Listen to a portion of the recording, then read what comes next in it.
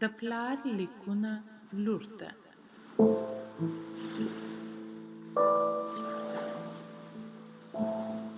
لیکوال جواهرلال نهرو.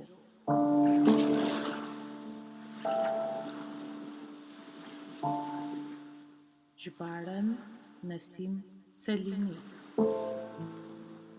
فوسیلونه او خرابۍ یا ویرانۍ.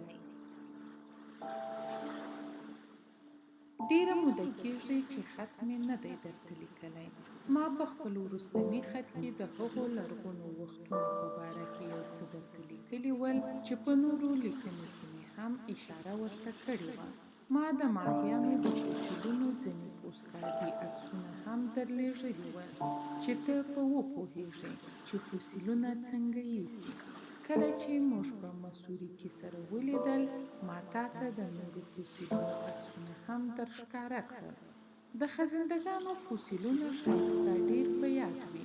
خزندګان عموماً هغه حیوانات دي چې څکېږي، لکه د نن ورځې ماران، شرموښکیانې، ګوسني او کیشپان.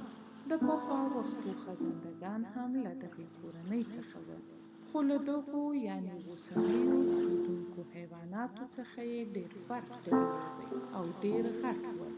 ستا به خامخا د جنوبي کینګسټن په موزیم کې هغه ډېر غټ حیوان په یاد وي. د هغو له جملې څخه یو له 10 څخه تر 40 فوټو پورې اوږد و. هلته یوه چونګښه هم وه چې تر انسان غټه وه، او یو کیشپ و چې دغه اندازې ته رسېدی.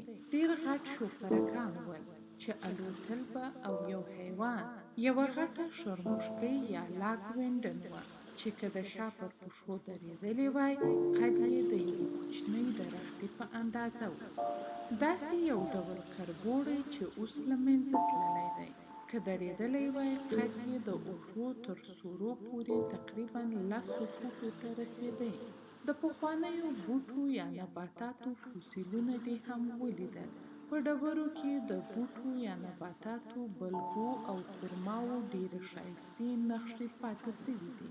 له څکېدونکو حیواناتو څخه ډېره موده وروسته تی لرونکي حیوانات پیدا سول. دغه حیوانات تی خوري او خپلو کوچنیانو ته تی یا د تی شیدې ورکوي.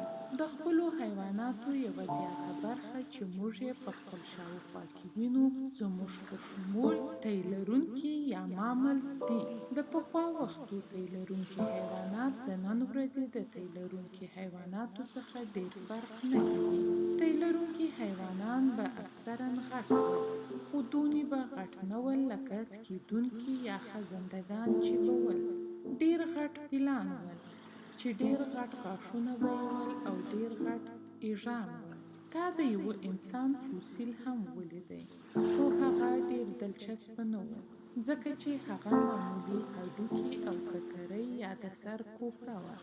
ډېر په زړه پورې هغه د کار آلات یا آزار ول چې پخوانیو انسانانو به جوړول. ما د مصري قبرونو او مومیایانو ځینې نفیس عکسونه هم درښکاره کړل چې که دې په یاد وي ځینې یې ډېر ښایسته ول. د لرګو پر تابوت د خلکو ډېرې اوږدې کیسې لیکل سوې وې. په تیبس کې د مصري قبرو د دیوالو رسامیانې ډېرې په زړه پورې وې. په مصر کې دې د تیبس د قصرو او عبادت د ځایو د کنډوالو عکسونه هم ولیدل. ډېرې غټې ودانۍ وې او ډېر غټ غټ ستونونه یې هم درلودل. تیبس ته نږدې د میمنون یوه ډېره غټه مجسمه سته. د لوړ مصر د کارناک د ودانیو او عبادت د ځایو د کنډوالو عکسونه هم هلته موجود ول.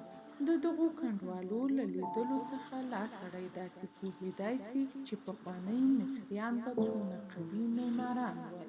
که دوی د انجنیرۍ په باره کې بیخي ډېر معلومات نه درلودای، نو داسې ښه او غټ قصرونه او د عبادت ځایونه یې کله جوړولی سوای.